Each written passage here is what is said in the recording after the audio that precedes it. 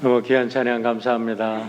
제가 한 주간 동안 말씀 묵상하면서 계속 이 찬양이 제 마음속에 맴돌아서 우리 집사님들께 부탁드리는데 역시 너무 감동적인 찬양 너무나 감사합니다. 우리 사랑하는 성도 여러분 모두 주님의 얼굴 보며 위로받기를 축원합니다. 우리들의 영원한 위로와 우리들의 영원한 힘은 우리 예수 그리스도 십자가에서 우리의 모든 것을 해결하시고 완성하신 그분께 있는 줄 믿습니다. 이제나 저제나 코비드가 좀 잠잠해질까 하고 기다린 데가 벌써 4개월하고 반이 넘어서 5개월째로 접어듭니다. 근데 엊그제 신문을 보니까 지난 금요일 날 확진자가 하루에 미국 전역에서 4만 명이 늘어났고 누적 확진자는 250만 명, 그리고 사망한 분은 13만 명이라 그래요. 근데 놀라운 것은 지금 가주 확진자 중에 56%는 18세에서 49세 젊은이들이랍니다. 그래서 지금 보건당국이 굉장히 긴장하고 이번 4th of July를 아주 조심해달라고 좀 당부에 따라달라고 신신당부를 하고 있습니다. 제가 걱정하는 것은 이런 여름에 2차 대유행이 온다고 하는데 그럼 가을이 되고 날씨가 쌀쌀해지면 코로나 바이러스는 더 신나서 이제 퍼지게 될 텐데 추운 가을이 되고 겨울이 되면 어떡하나, 이런 상황이 계속되면 얼마만큼 세계 또 우리의 삶에 큰 영향이 올 것인가 라는 생각을 합니다. 이제 겨우 부분적으로 교회가 오픈된다고 허락이 됐는데 막 준비하고 있는데 준비하다가 다시 클로즈를 해야 되겠다라는 염려도 없지 않아 있습니다. 어쨌든 가장 중요한 것은 여러분들의 건강입니다. 만약에 여러분들이 예배를 드리다가 한 분이라도 여기서 아팠다 하면 우리 예배당 전체가 클로즈 다운, 2주 동안, 최소한 2주 동안 아무것도 못해요. 우리 다 클로즈 다운 해야 돼. 예배도 이제 저 혼자 영상으로 찍어서 여러분에게 올려야 될지 몰라요. 그 정도로 여러분 이게 우스운 게 아닙니다. 아주 심각한 거예요. 예배 드리실 때 힘드셔도 여러분들이 그래서 마스크도 쓰시고 안전을 최대한으로 여러분들이 해 주셔야 됩니다. 하지만 이런 상태가 계속 되어진다고 해서 손 놓고 기다릴 수만 없는 것 아니겠어요? 무엇인가 새롭게 대책을 세우고 또 이런 속에서도 우리 사랑하는 성도 여러분들의 영혼을 돌보고 우리의 삶을 돌봐야 될 것이 교회의 책임이라고 생각을 합니다. 그래서 지난 한 2달 전에 우리가 같이 스텝 회의를 하면서 앞으로 여름에 돌아오는데 여름 성경학교는 어떻게 할 거냐, 드림트리는 어떻게 할 거냐, 많은 대화를 하는 중에 우리가 그래도 해야 되지 않겠나, 한번 해보자 하고서 미리미리 준비를 해서 이번에 여름 성경학교가 정말 대성공적인, 우리가 평가할 때 너무나 감사하고 준비를 잘해서 많은 사람들이 그것을 보고 감동을 받는 우리 여러분 성경학교가 되었고 또 우리 드림트리에서도 계속 이제 좋은 교육이 되고 있습니다. 여러분에게 부탁드리고자 하는 것은 우리 각자 여러분의 상상력을 최대한으로 발휘해 보시라는 겁니다. 하나님께서 우리에게 주신 능력 중에 최고의 능력은 생각하는 능력입니다. 우리 옛날에는 그렇게 얘기했잖아요. 생각하지 말고 믿어. 저는 그게 아주 싫었어요. 아주 학교 다닐 때 그게 너무 싫어가지고 신학교 간지도 모르겠어요. 무조건 믿으래. 이해가 안 되는데 믿으래. 물론 이해가 다 되는 건 아니죠. 우리가 leap of faith라고 마지막 단계에서는 우리가 신앙에 도약이 있어야 되죠. 그러나 우리가 하나님의 말씀을 증거하고 하나님의 말씀을 전할 때는요, 여러분 많이 고민하십시오. 많이 생각하십시오. 우리 하나님께서 하나님의 형상을 닮아서 인간을 만들어 주셨는데 인간에게 주신 최고의 선물이 생각하는 능력이에요. 그런데 생각하는 능력을 포기한다면 동물이 된다는 소리인데 왜 믿음을 가진 사람들이 생각하지 말라고 그렇게 얘기하는지, 믿음을 생각하지 않는 것으로 잘못 가르치는 것은 큰 오류입니다. 믿음을 가질수록 더 많이 생각하고 더 깊게 생각하고 더 넓게 생각하고 더 많이 생각을 해야 우리가 세상을 리드할 수 있고 세상에 빛이 될 수 있습니다. 생각하지 않는 사람들이 어떻게 세상에 우리가 빛이 되겠어요? 세상에 소금이 되겠어요? 생각은 끝이 없습니다. 생각은 한이 없습니다. 그 생각은 하나님께서 우리 각자들에게 주시는 아주 유니크한 것입니다. 여러분, 제가 이렇게 말씀을 전하면서 여러분들이 마음속에는 끊임없이 이 말을 들으면서 여러분들의 마음속에는 생각이 굴러갈 겁니다. 여러분들이 어떤 분들은 저 우주 끝을 여행하기도 하고 지금 옛날에 지나갔던 일들이 주마등처럼 지나가기도 하고 여러분의 생각 누구도 통제할 수 없어요. 우리들의 생각은 끊임없이 움직이는 거예요. 잠잘 때 꿈을 꿀 때도 우리들의 생각은 움직이고 있습니다. 그래도 꿈을 꾸는 거 아니겠어요? 그런데 여러분 보세요. 하나님도 영이시고 사탄도 영이에요. 그래서 이 우리들의 생각을 하나님의 생각에 튜닝을 시킬 건가, 아니면 사탄 악한 영의 튜닝을 시킬 건가에 따라서 우리들의 인생이 결정이 된다는 겁니다. 우리의 생각을 하나님 편에, 하나님의 생각에 우리가 튜닝을 시키면 우리는 최고의 선물이 될 수 있고 우리의 삶을 맥시마이즈 할 수 있고 하나님께서 우리에게 허락하신 우리의 삶을 정말 풀필하면서 우리가 살아갈 수 있습니다. 그런데 사탄의 생각에 우리가 유혹이 되고 사탄의 생각에 튜닝이 되면 분노가 생기고 원한이 생기고 염려가 생기고 걱정이 생기고, 그래서 모든 것을 우리들의 마음이 클로즈 다운 되고 우리가 빗장을 걸어대고 나는 너와 만나지 않겠어, 나는 내 생각 틀렸어, 나는 너를 받아들이지 않겠어 하면서 자기 세계 속으로 들어가서 인간은 파멸에 이르고 마는 거지요. 그래도 중요한 것은 우리들의 생각을 끊임없이 성령님에게 맡기고 성령님께서 우리들의 생각을 이끌어가 주시기를 우리가 기대하며 마음껏 성령 안에서 여러분 우주를 꿈꾸는, 우주를 유영하는 여러분 모두가 되기를 바랍니다. 시편 19편 14절에 이런 말씀이 있어요. 나의 반석이시요 나의 구속자이신 여호와여, 내 입의 말과 마음의 묵상이, my meditation, the word of my mouth, 내 입의 말들, 그리고 내 마음 깊은 곳에서 나오는 이 meditation, 생각들이 하나님을 기쁘게 하시라. 하나님을 기뻐해서 하나님이 너무나 기뻐서 내가 그런 생각을 했어 하면서 하나님이 축복해 주셔서 여러분의 생각을 하나님께서 잡아주시고 이끌어줄 때 위대한 시인도 나오고 위대한 과학자도 나오고 위대한 음악가도 나오고 위대한 여러분 소설가도 나오고 위대한 영적인 지도자들도 나오게 될 줄 믿습니다. 생각이 닫혀지면 아무것도 할 수 없는 거죠. 우리의 삶을 보면요, 하나님이 지으신 특별한 사이클이 있음을 우리가 알게 됩니다. 하루를 보면 새벽이 있고 아침이 있고 우리가 낮이 있고 저녁이 있고 밤이 있습니다.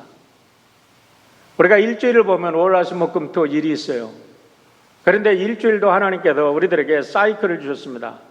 6일 동안은 열심히 일하고 하루는 쉬어라, 안식해라 라고 하나님의 안식에 초대를 해 주셨습니다. 우리가 한 달이라는 사이클 누가 만들었어요? 요즘에 욥기를 보면서 여러분 욥기 38장 이제부터 이제 41장까지를 요즘에 묵상하고 있는데 한번 보세요. 하나님께서 그렇게 말합니다. 이 땅에 기반을 누가 놨냐? 하나님께서 이 공중에 이 지구를 거기다 매달아 놓으셨다고 표현을 해요. 너무나 놀랍지 않아요? 별들을 매달아 놓으셨어요. 별들의 운행이 돼. 거기에도 움직이고 있어. 바람의 역할과 그런 모든 과학적인 사실들이 그 속에 다 시적으로 표현되어 있어. 그런데 한 달이라는 것은 우리가 달이 지구를 한 바퀴 돌면서 한 달이라는 사이클이 생겨요. 1년이라는 사이클은 지구가 태양을 한 바퀴 돌면서 1년이라는 사이클이 생기죠. 그런데 이런 사이클 속에서 우리가 태어나서 우리가 자라기 때문에 우리들의 생체 리듬, 바이오 리듬이 이와 같은 사이클에 잘 맞으면 기름이 잘 먹은 기계처럼 우리들의 삶이 잘 돌아갑니다. 그런데 이 사이클이 깨집니다. 우리 젊었을 때는 모르는데요. 요즘에는 하룻밤 새고 나면요. 며칠이 고생해요. 사이클이 깨져. 그래가지고 부조화가 생겨. 그래가지고 이것이 회복되려면 얼마나 어려운지 몰라. 30대만 해도 3박 4일 뭐 이런 거 밤을 새우고도 이래라도 끄떡을 안 했는데 지금은 아닌 것 같아요. 다시 말하면 이와 같은 축복의 사이클 속에 나의 생체 리듬이 잘 돌아가게 되면 우리의 삶에 풍요함과 하나님의 형통함이 있다는 거지요. 특별히 여러분은 우리가 일주일의 사이클을 보세요. 6일을 열심히 일하고 하루를 하나님의 안식에 초대하는 겁니다. 안식이라는 게 뭡니까? 우리가 모든 일을 놓고 하나님의 안식 속으로 들어가는 건데 그 안식 속에 들어가는 것은 우리가 그 안식 속에 들어가서 하나님의 생각과 우리의 생각을 튜닝시키는 겁니다. 튜업하는 거예요. 우리가 얼마나 잘 생각이 바른 생각, 깨끗한 생각, 우리가 올바른 생각을 하고 있나? 내 삶이 이때까지 하나님의 뜻에 맞았나? 잘못됐나? 이런 것을 우리가 예배를 드리면서 튜닝하는 거죠. 그래서 예배를 드릴 때 우리가 한 주에 한 번씩 이렇게 예배를 드리면서 우리들의 삶이 튜닝이 되면은 좋은 것은 더 강화되는 거예요. 여러분, 좋은 것들은 더 힘을 얻게 되고 나쁜 것들은 이게 잘못됐구나. 십자가에 내려놓고 우리들의 염려도, 우리의 상처도, 우리의 고통도, 우리의 좌절도, 우리의 분노도 다 십자가에 내려놓으면 우리 하나님께서 치유해 주시고 새로운 우리의 삶에 힘을 주시고 희망을 주셔서 우리를 하나님의 뜻으로 튜닝시키는 거예요. 우리가 엔진 오일을 갈듯이 우리가 튜업을 하듯이 그렇게 우리들의 생각이 튜업되는 거죠. 그래서 우리의 삶이 복되게 하는 것, 이것이 바로 우리 하나님이 주신 귀한 사이클인 줄 믿습니다. 이런 면에서 오늘 여러분들이 이 예배를 통해서 여러분의 마음속에, 여러분의 영혼에 날개를 달고 하나님께서 원하시는 그 넓은 우주와 하나님의 창조의 세계 속으로 깊이 들어가서 여러분을 새롭게 튜업하고 여러분의 삶의 계획, 오늘까지 왔던 것, 미래에 또 가야 될 모든 것들을 이렇게 튜업하고 그리면 여러분들이 그 그리는 그림 속에 하나님께서 아름다운 컬러풀한 삶으로 인도해 주실 줄 믿습니다. 코비드-19으로 인해서 너무나 세상이 어려워졌다, 절망이다 이렇게 생각하지 말고 이런 때야말로 정말 코비드-19으로 인해서 정말 너무 어렵죠. 그러나 가장 중요한 게 있어요. 정말 좋은 건 뭐냐? 우리들의 삶의 본질이 뭔가를 깨닫게 된다는 거예요. 우리들의 삶의 가장 큰 본질이 뭐냐는 것을 우리가 보고 거기다 튜업을 하게 되는 거죠. 그래서 한번 오늘 말씀을 읽으면서 그림을 한번 그려보라고 여러분에게 권면을 드립니다. 제가 한 25년 전 학교 다닐 때 교수님이 우리들에게 책을 읽으라고 책을 주셔가지고 읽은 책이 오늘 말씀을 묵상하는 가운데 생각이 났어요. 그게 뭐냐면 헨리 나우이니슨 The Return of the Prodigal Son이라는 겁니다. 우리 탕자의 귀환이라는 책인데 재밌게도 요 아래 보면 A Story of Homecoming이라고 되어 있어요. Homecoming. 그런데 이 표지 모델에 렘브란트가 그린, 바로크 시대의 렘브란트가 그린 네덜란드 화가인데 이 탕자의 귀환에 대한 그림을 그리고 있는데 이 사람이 이 그림을 만나고 나서 너무 감동이 돼가지고 이 그림을 보면서 자기가 예일에서도 가르치고 하버드에서도 가르치고 수많은 강의를 하고 세계적으로 돌아다니면서 다 강의를 했는데 이 그림 앞에서 정말로 하나님 앞에 온 홈커밍을 경험했다는 거예요. 그래서 이 그림을 묵상하는 가운데 이 책을 쓴 겁니다. 이분이 이 그림을 만난 지는 1983년이라고 이야기를 합니다. 이 책을 읽어보면 앞에도 쭉 이제 그런 자기가 어떻게 이 그림을 대했는지 얘기를 하게 되는데, 1983년 여름에 그때 하버드에 교수로 있을 때, 그러니까 전국을 다니면서 강의를 하고 너무나 지쳐 있는 상태로 프랑스의 라루시라는 그 지체 장애자들이 있는, 그리고 지적 장애인들이 있는 그 공동체 수양관으로 방문을 하다 거기도 쉬러 갑니다. 근데 거기서 친구의 룸에서 이 그림을 딱 보는 순간에 이 그림을 보고 그 앞에서 얼어붙었대요.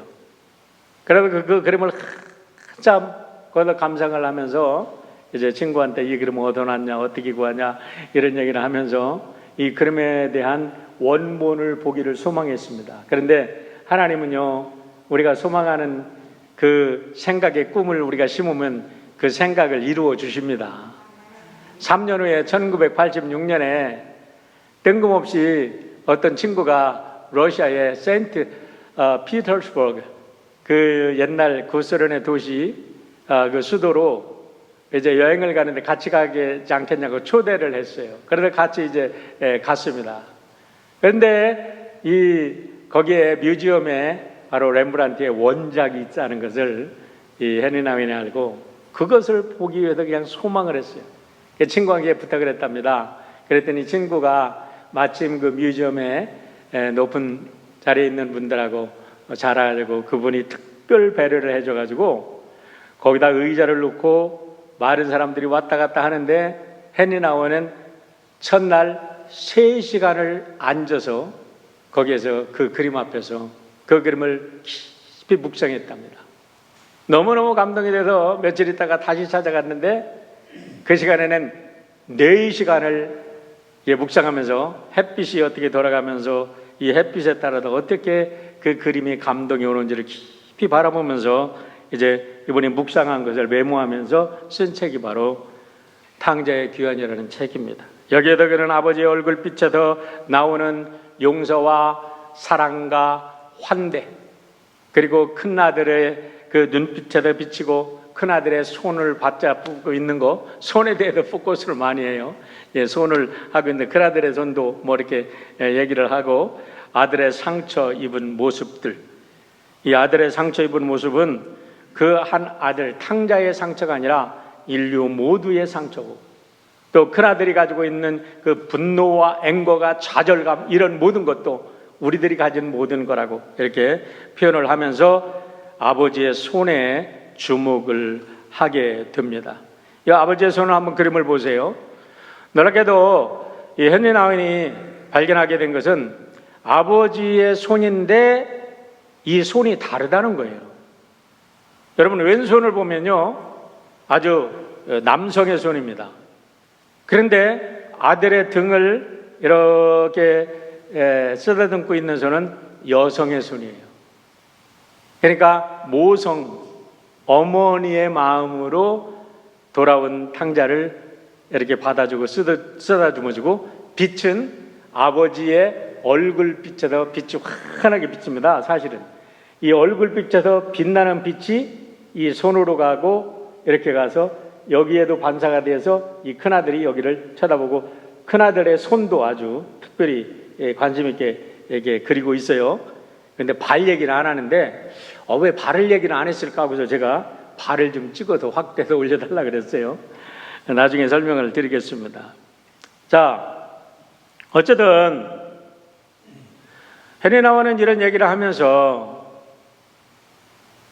이 상처받았던 아들이 아버지께 돌아와서 이 모든 것이 치유받으면서 새로워졌다 그러면 이제 우리가 서야 할 자리는 어떤 자리냐라는 것을 이야기합니다. 우리 모두 서야 할 자리가 그 아버지의 자리라는 거예요. 여러분, 우리가 교회 와서 정말 하나님의 은혜를 받고 하나님의 사랑을 받고 우리가 좀 성장했다 그러면 우리가 서야 할 자리가 어디예요? 날마다 탕자의 자리에 서서 날마다 해결만 합니까? 주일날만 오면 날마다 교회할 때 일주일 동안 열심히 살아야 되는데 또 잘못했습니다. 날마다 리핏되는 그 앵무새같이 리핏되는 그 기도만 날마다 드려야 됩니까? 아니잖아요. 아버지의 자리에 서서 오늘도 아파하는 사람들을 끌어안고 그들을 위로해주고 그들을 격려해주고 그들의 상처를 보듬어주는 그런 역할을 우리 교회들이 해야 되지 않겠어요? 다시 말하면 여러분들이 오늘 본문의 말씀을 읽으면서 십자가에 달려 그 고통하시면서 그 고통 중에도 모든 입술이 붙어버리고 혀에 침이 하나도 없어도 말을 도저히 할 수 없는 상황이에요. 그럼에도 불구하고 그 십자가 위에서 뭔가가 우리들에게 주신 그 말씀이 얼마나 귀한 말씀이냐.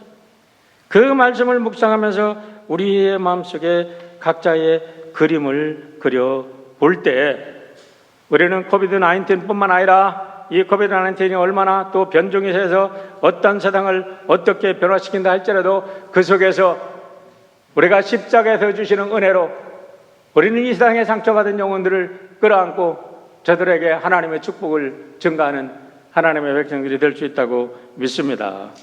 우리 예수님께서 이렇게 십자가에서 7마디를 하신 것을 우리가 가당칠언이라고 하는데요. 오늘 요한복음에 보면 우리가 3가지 말씀을 볼 수가 있습니다. 우리가 가당칠언을 다시 리핏하지는 않겠습니다. 자, 첫 번째 말씀이 뭐냐면 여자여 보소서 아들이니다 라는 말씀입니다. 25절로 27절까지 말씀을 읽겠습니다.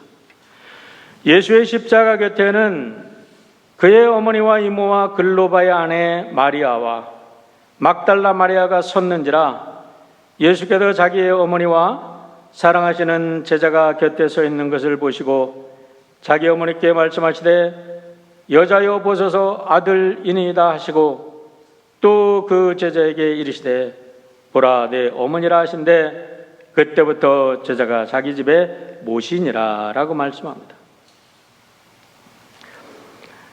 거기에 보면 예수님의 어머니 마리아도 있었고 이모도 있었대요. 그리고 글로바의 아내 마리아도 있어요.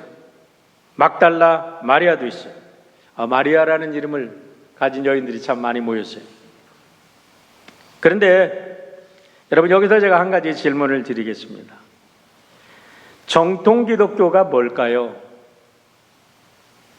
우리 정통 기독교 하면은 많은 사람들이 이렇게 혼돈을 가지고 오는데 정통 기독교라고 할 때는 우리가 2000년 역사 속에서 교회에서 이것만큼은 양보할 수 없는 이 세상 어떠한 것에도 양보할 수 없는 우리 성경에서 나오는 절대적 진리라고 만들어놓은 교리들이 있습니다. 여러 가지가 있겠지만 몇 가지 그냥 생각나는 것만 이렇게 쭉 뽑아봐도 하나님이 이 세상을 창조하셨다는 것, 이것에다가 토를 달면 이단입니다. 삼위일체 하나님, 하나님은 성부, 성자, 성령의 삼위일체 하나님이다. 여기에 토를 달면 이단입니다. 나중에 논쟁을 하려고 하면 여러분들이 얼마든지 하실 수 있어요. 그러나 이것을 믿지 않으면 이단이라는 거죠. 동정녀 탄생, 믿음으로 우리가 구원을 받는 것, 예수님의 부활, 예수님의 승천, 예수님의 재림, 예수님이 다시 오시는 것도 만약에 이것을 믿지 않는다면 정통 기독교인이 아니라는 거예요. 그 중에서 예수님의 인성과 신성은 참 어려운 얘기지만 예수님은 100% 신성을 가지고 있는 분인 동시에 예수님은 100% 인성을 가진 분이다. 이 논쟁은 초대 기독교 동안에 엄청난 논쟁이 있었던 거지만 이제 논쟁 끝하고 만드는 거예요. 이거는 기독교의 정통교리다 하는 거죠. 그리고 사람이 죽으면 천국과 지옥 둘 중에 하나 가는 최후의 심판이 있다라는 거죠. 이런 것들. 그 중에서 우리가 예수님의 인성을 포커스해서 오늘의 말씀을 해석해 본다 그러면 오늘 이 십자가 위에서 예수님이 당하는 고통은요, 제가 육신의 고통을 얘기하는 게 아닙니다. 여러분, 육신의 고통은요 참 신비해요. 우리 하나님께서 육신을 너무 신비하게 만들어 놨어요. 제가 옛날에 어떤 글을 보니까 좀 죄송해요. 말씀 속에 이런 얘기를 해서, 우리가 이 옛날에 이 사무라이들이 탁 해서 사람들의 목을 잘라 죽이기도 하고, 한국에도 뭐 그런 경우 있잖아요. 옛날에 그랬잖아요. 근데요, 사람이 목이 딱 잘려질 때 가장 기쁘답니다. 그 사람이 안 돼봤으니까 모르지. 근데 그때 너무나 신비하게 온몸에서 엔돌핀이 상상도 못하게 꽉 나와가지고 그 고통을 잊게 해준다는 거예요. 우리가 전쟁터에 나갔다 온 분들 많이 얘기를 듣습니다. 총알이 딱 바뀌었는데 긴장해서 모르는 게 아니라 총알이 탁 뚫고 지나갈 때 그 순간에 우리의 몸속에 신비로운 하나님이 만들어 놓으신 놀라운 호르몬들이 쫙 나와서 그 고통을 잊게 한다는 거죠. 나중에 보니까 어이구 아파 그러는 거지. 그 순간에는 모르는 거예요. 예수님의 십자가에 달렸을 때 우리가 얼마나 고통스러울까, 얼마나 아프실까 그런데 물론은 뭐 상상도 못한 고통이겠죠. 그러나 그거 이상 고통 가는 것은 뭐냐면 우리 23절과 24절에 보면요, 요한이 사랑하는 제자답게 너무나 드라마틱하게 이것을 이야기를 하고 있어요. 그게 뭐냐면 유대인 남성들에게는 겉옷과 속옷을 입고 다닌답니다. 그런데 겉옷은 뭐 시장에서 사서 입을 수 있지만 속옷은 언제나 어머니들이 한 땀 한 땀 짜서 그걸 갖다가 자녀들에게 입혀준다는 거예요. 어머니들이 기도와 눈물의 기도와 소망을 가지고 그 자녀들을 위해서 그 귀한 옷을 만들어서 기도 속에서 이 아이가 커서 어떻게 되라고 그러면서 기도를 가지고 속옷을 만들어 줬는데 자기는 지금 십자가에 달려서 그렇게 죽어가고, 로마의 병사들은 어머니가 짜준 그 속옷을 가지고 제비 꽂고 조롱하고 그걸 장난삼아 하고 있는 그 모습을 보면서 예수님의 가슴은 어머니를 볼 때 얼마나 고통스러우셨을까라는 거예요. 여러분, 지금 여자여 보소서라는 말씀이 바로 위에 로마 군인들이 예수님의 속옷을 가지고 제비 뽑더라라는 말씀을 왜 요한이 넣어놨겠냐 이 말이에요. 우리가 유대의 문화 속에서 문화를 읽고 알고 우리가 읽을 때 이 장면은 우리의 가슴을 찢어놓는 장면이에요.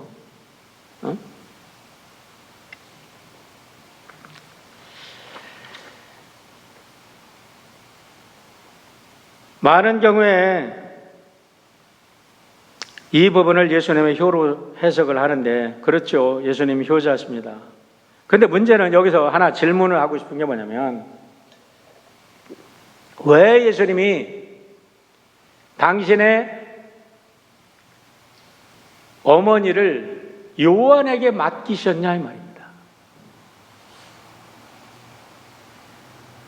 예수님 남자 동생이 4명이나 있어요. 여자 동생도 있어요.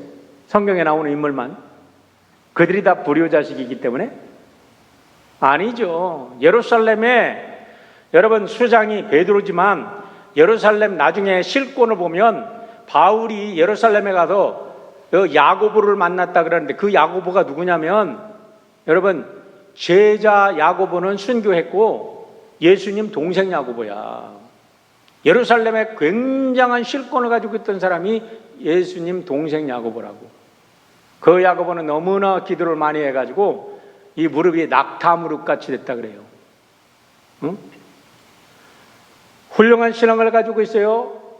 뭐 먹을 것이 없어서 맡겼겠어요? 아니면 불효자이기 때문에 요한에게 맡겼겠어요? 그게 아니라는 거죠.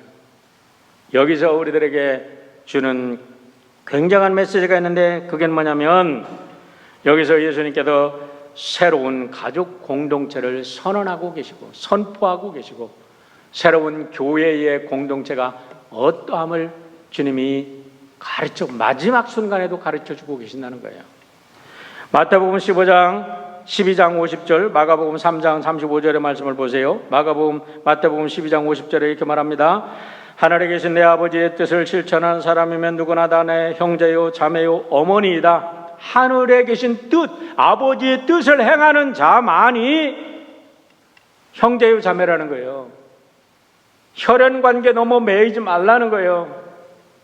인척관계 넘어 매이지 말라는 거예요. 학연, 지연 따지고 혈연 따지고 그래서 안 된다는 거예요.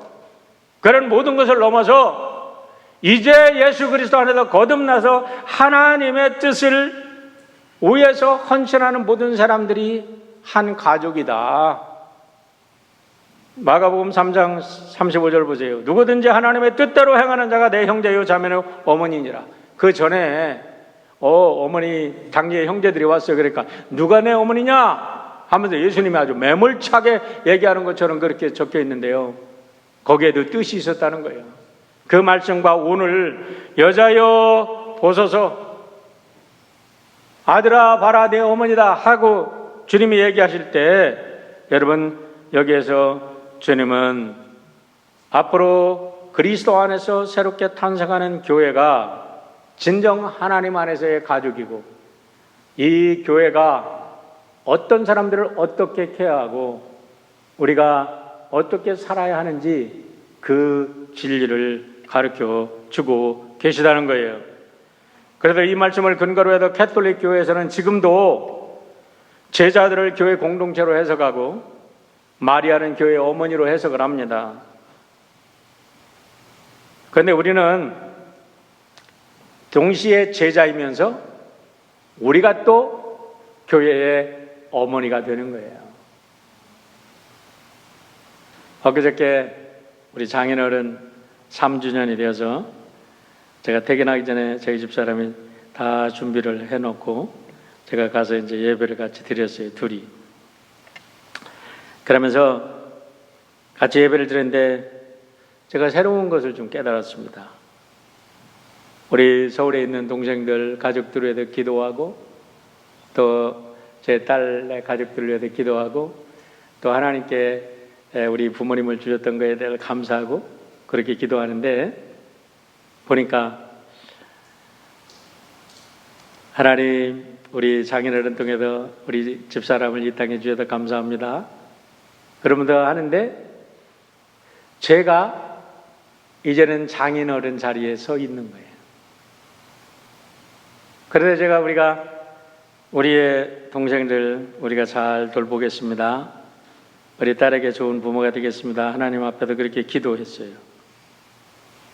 다시 말하면 우리가 부모님으로부터 생명을 받아서 성장하고 성숙한 후에는 또 하나의 부모가 되어서 우리는 자연을 출산하고 자녀를 양육하듯이 교회는 우리가 부모가 되어서 새로운 가족들을 받아들여서 그들을 양육하고 성장시켜서 이제 우리가 떠난 자리에 그들이 또 부모가 되는, 그래서 교회에는 하나님의 생명이 이어져가는 그런 역사가 있는 공동체가 우리 예수님께서 이 마지막 십자가에서 만드는 하나님의 거룩한 가정인 줄 믿습니다. 헨리 돌아온 탕자에서 강조하던 게 뭐라고 말씀드렸어요? 이제 아버지의 사랑으로 구원받은 우리가 서야 할 자리는 아버지의 자리다라는 거예요. 오늘 여러분들이 오늘 예수 그리스도의 십자가를 묵상하는 동안에 나는 과연 오늘 어느 자리에 서 있는지, 나는 아직도 탕자처럼 저기서 헤매고 있는 사람인지, 아직도 돌아오지 못한 사람인지, 아니면 큰형의 자리에 있는지, 아니면 돌아와 아버지의 자리에서 성도들을 돌보고 케어하고 있는지, 간절히 바라기는 여러분 모두가 그 아버지의 자리에 서시는 은혜가 있기를 바랍니다. 두 번째 말씀은 목마르다라는 말씀이죠. 내가 목마르다. 28절 28절의 말씀 보세요. 그 뒤에 예수께서 모든 일이 이루어졌음을 아시고 성경 말씀을 이루시려고 목마르다 말씀하셨다 그랬어요. 여러분, 예수님이 이 말씀을 하실 때 얼마나 힘드셨을까 상상해 보셨을까요? 우리가 병원에서 일하는 분들 잘 아시죠? 저는 목사이기 때문에 중환자실을 들어가서 신방하는 특권이 있어요. 요즘에는 좀 이 레귤레이션이 좀 강화되는 것 같아. 내가 목사라 그래도 잘 안 들어보내려 그래. 일반 이 병원들이 그렇게 이제 미국의 문화가 바뀌니까 서글픈 것도 있어요. 20년 전만 해도요, 어느 데든지 그냥 내가 목사입니다 하면은 가족도 안 들어보내도 목사는 들어보냈어요. 기도해 주라고. 한 번에 제가 UCLA 병원에 방문했는데 우리 권사님 아버님이 차 사고가 났어요. 저 아내하고들이 신방을 갔더니 막 온통 막 주사바늘로 온몸을 다 감싸고 있는데 가장 괴로운 게 뭐냐? 목마름이에요. 뭐 그냥 입술이 다 타가지고 완전 탔어. 혀가 타가지고 딱 오므라 붙어가지고 이렇게 돼 있는데 너무 목이 마르는데 해줄 수 있는 것은 뭐냐? 스펀지에 물을 찍어서 물도 주면 안 된대. 그냥 여기다 축여주는 것이 전부 다예요. 근데 우리 예수님 보세요. 십자가에 달리기 전에 이미 그 전에 채찍에 얼마나 맞아도 많은 피와 물을 흘리셨습니까? 그리고 골고다까지 왔죠. 거기서 매달려서 8시간을 견디면서 예수님이 죽어가고 계시니까 예수님이 말이나 꺼내기가 쉬웠겠어요? 그런데 그 순간에 예수님이 내가 목마르다 했다는데 육신적으로 목말라서 목마르다고 말하는 게 아니라고 성경은 얘기하는 거예요. 어떻게 할 수 있냐? 성경을 응하게 하려고 라는 말씀이에요. 다시 말하면 성경을 응하게 하려는 게 뭐예요? 성경 말씀을 fulfill 하려고, accomplish 하려고 주님이 그렇게 하셨다는 것은 우리들의 목마름, 인류의 목마름, 이 세상의 모든 죄인 가운데 고통당하는 우리들의 영적인 목마름과 우리들의 육적인 목마름을 예수님께서 완성하시기 위해서 오늘 예수님이 목마르셨다. 그걸 체험하셨다. 그걸 말씀하고 계시는 줄 믿습니다. 아모스 8장 11절의 말씀을 보세요. 주 여호와의 말씀이니라. 보라, 날이 이를지라 내가 기근을 땅에 보내리니 양식이 없어 주림이 아니며 물이 없어 가람이 아니요 여호와의 말씀을 듣지 못한 기갈이라 라고 말씀합니다. 여러분, 날이 이르렀습니다. 코비드-19이 닥쳐서 모든 기근이 전 세계적으로 기근이 지금 닥치고 있어요. 이 기근이 어디까지 올지 모르겠어요. 종말로 이어질지도 모르겠어요. 그랬을 때 가장 목마른 게 뭐예요? 영적인 목마름이라는 거예요. 여러분들은 어떻게 해석할지 모르겠어요. 그러나 저는 목회자로서 분명히 하나님 앞에 기도하면서 확신하는 게 하나 있습니다. 마지막에 인간의 목마름은 영적인 목마름이다 라는 거예요. 시편 42편 1절로 2절에 이렇게 말합니다. 하나님이여, 사슴이 시냇물을 찾기에 갈급한 같이 내 영혼이 주를 찾기에 갈급하나이다. 내 영혼이 하나님 곧 살아계시는 하나님을 갈망하나니 내가 어느 때에 나가서 하나님의 얼굴을 배울까? 내가 어느 때에 나가서 하나님의 얼굴을 배울까? 여러분, 우리가 4개월 동안 5개월 동안 교회가 닫히니까 많은 분들이 지쳐갑니다. 언제까지 열릴지 모르겠어요. 교회를 오픈한다 그래도 우리 연세가 되신 어른들이 가장 사실 교회에 함께 모여서 가장 위로받아야 될 분인데 65세 이상 된 분들은 교회 오지 말래. CDC의 규정이래. 와, 어쩔 수 없잖아요. 그런데 어떻게? 그런데 그분들에게 있어서 가장 필요한 게 뭐예요? 먹을 게 없어서요? 마실 게 없어서요? 영적인 기갈이라는 거예요. 영적인 기갈이라는 것이 다른 게 아닙니다. 우리들이 함께 하나님과 이웃과 사랑하는 가족들과 이렇게 우리는 소셜 라이프, 우리가 커뮤널 라이프, 우리의 공동체적인 삶을 통해서 우리가 함께 예배하면서 그 속에서 주시는 하나님의 은혜, 그게 그리운 거예요. 그게 있어야 살아가는 거예요.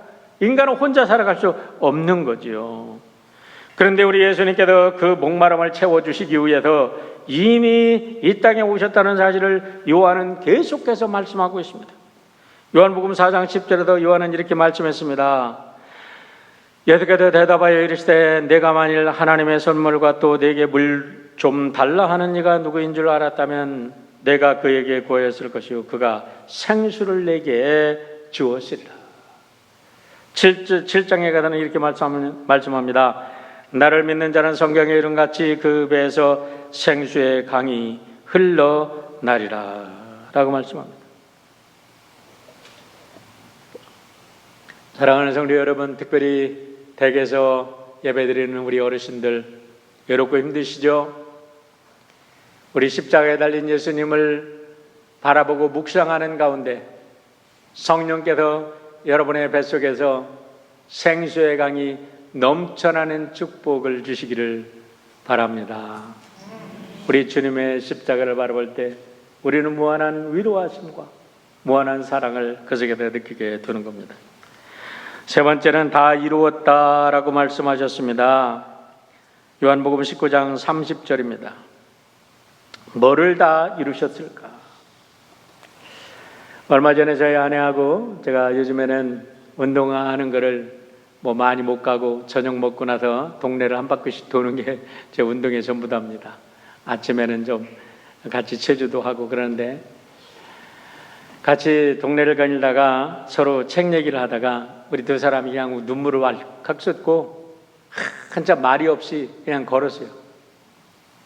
그거는 풀잎에도 상처가 있다는데 라는 책 얘기를 하다가 우리 둘이 그냥 둘 다 다시 한번 울컥했어요. 근데 그 책은 우리 이창수라는 우리 중학교 교감 선생님이 쓰신 책인데요. 이분이 정호성 시인의 풀잎에도 상처가 있다라는 시를 읽으면서 이분이 영감을 받고 거기에서 이제 자기가 나름대로 에세이 62개의 에세이를 모아서 쓴 책입니다. 정호성 시인이 쓴 풀잎에도 상처가 있다라는 시가 있어요. 풀잎에도 상처가 있다. 꽃잎에도 상처가 있다. 너와 함께 걸었던 들길을 걸으면 들길을 앉아 저녁노를 바라보면 상처 많은 풀잎들이 손을 흔든다. 상처 많은 꽃잎들이 가장 향기롭다. 여러분, 풀잎에도 꽃잎에도 상처가 있다라는 말은 이 세상 모든 사람들 중에 상처 없는 사람이 없다는 거예요. 누구나 다 가지고 상처를 갖고 산다는 거죠. 이번에 서문에도 이렇게 이야기를 합니다.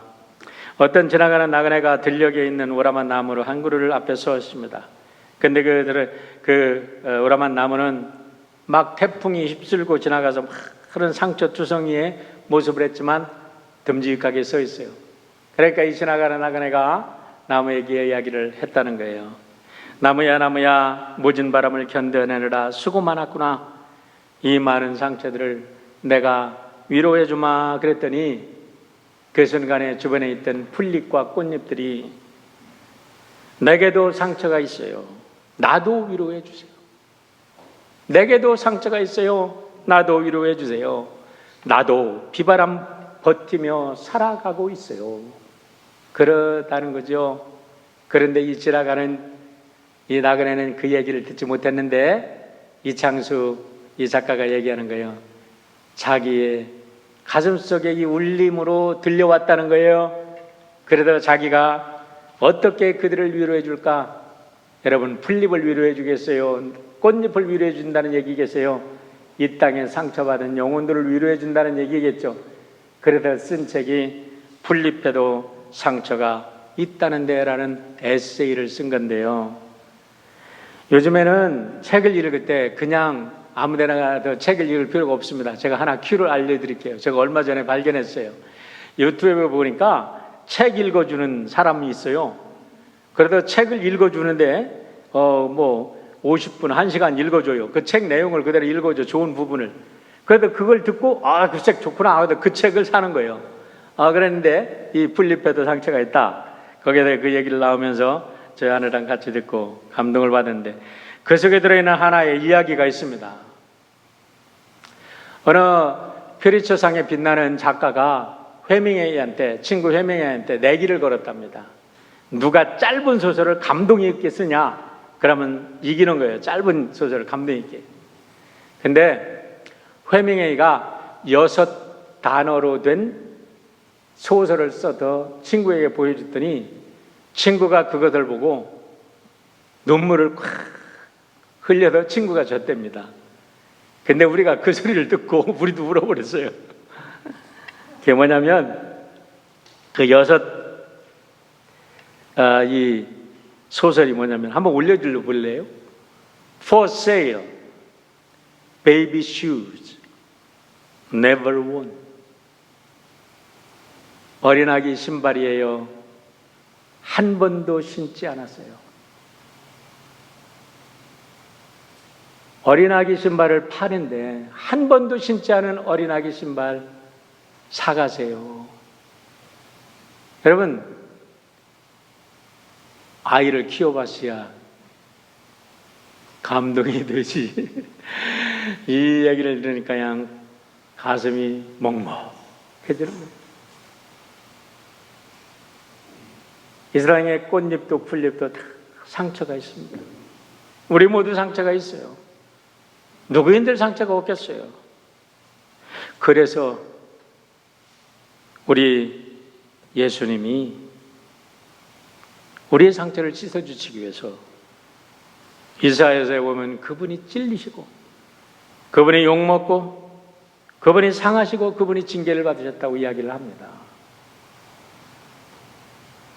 헨리 나웬이 렘브란트의 손에 포커스를 했는데 그 그림 좀 다시 한번 올려줘 볼래요? 저는 왜 발에 대해서는 얘기를 안 했을까 하면서 발을 한번 쳐다봤어요. 발 좀 보세요. 신발이 떨어져가지고 발에도 이렇게 빛이 비치잖아요. 오른쪽 발은 신발이 떨어져 나가고 왼쪽 발은 그냥 다 벗겨져 버렸어요. 얼마나 지치고 상처난 발인가. 저 상처난 발을 누가 위로해 줄 것인가.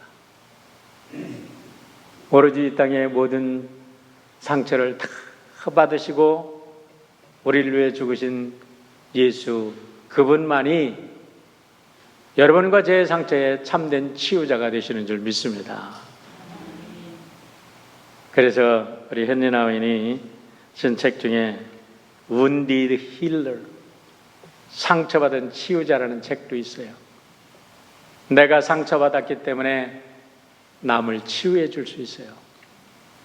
나는 손톱 조금 다쳤는데 손목 잘라진 사람 위로할 수 없어요. 그러나 내 손목이 다른 사람이 손목이 잘라졌는데 내 두 팔이 잘라졌다면 나는 그의 위로자가 될 수 있는 거예요. 여러분, 오늘 코비드-19으로 인해서 우리 모두가 고통당할 수 있지만 우리 하나님께서 우리를 다듬으시고 이 땅에 예수님처럼 원디드 힐러로 우리를 새롭게 창조하는 하나님의 은혜를 덧입고 여러분 모두 하나님의 축복의 통로가 되시고 여러분과 저를 바라보는 많은 사람들이 가정이 회복되어지고 저들의 삶이 크게 새로워지는 은총이 있기를 주의 이름으로 축원합니다. 기도하겠습니다.